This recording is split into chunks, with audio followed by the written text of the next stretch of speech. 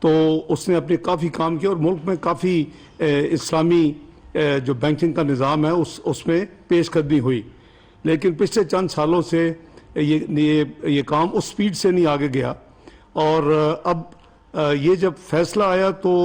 حکومت پاکستان کے علم میں تھا کہ اسٹیٹ بینک اور پاکستان کے نیشنل بینک نے اس فیصلے کے خلاف سپریم کورٹ آف پاکستان میں اپیل دائر کی. چونکہ یہ ایک شرعی اور قرآنی حکم ہے، اور میں سمجھتا ہوں کہ ہم سب کو یہ سب سے جو ہماری ترجیح اور جو ہمارے لیے جو فیصلوں کرنے کا معیار ہے وہ قرآن و سنت ہے. تو اس کی روشنی میں وزیر اعظم شہباز شریف کی اجازت سے، اسٹیٹ بینک گورنر صاحب کی مشاورت سے، میں پاکستان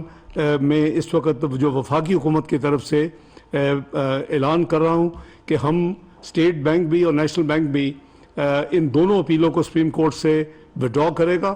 ہماری حکومت انشاءاللہ پوری کوشش کرے گی کہ ہم جتنی تیزی کے ساتھ اس اسلامی نظام کو پاکستان میں نافذ کر سکیں وہ کریں، اور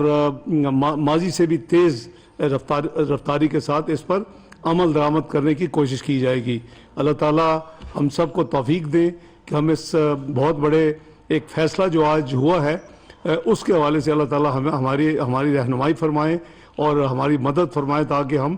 پاکستان میں یہ سود سے پاک اسلامی نظام کو تیزی کے ساتھ آگے لے کے چلے. اس میں بہت چیلنجز ہیں، اور تمام جو بینکنگ سسٹم ہے اور جو 75 سال سے جو عمل درآمد ہو رہے ہیں، یہ ظاہر ہے کہ ایک دم سے اس کے اوپر کوئی یعنی شفٹ نہیں کیا جا سکتا. لیکن حکومت نے قرآن و سنت کی روشنی میں یہ فیصلہ کیا ہے کہ حکومت کی طرف سے جو دو اس وقت فیڈرل شریعت کورٹ کے فیصلے کے خلاف اپیلیں کی گئی ہیں، وہ آئندہ چند دنوں میں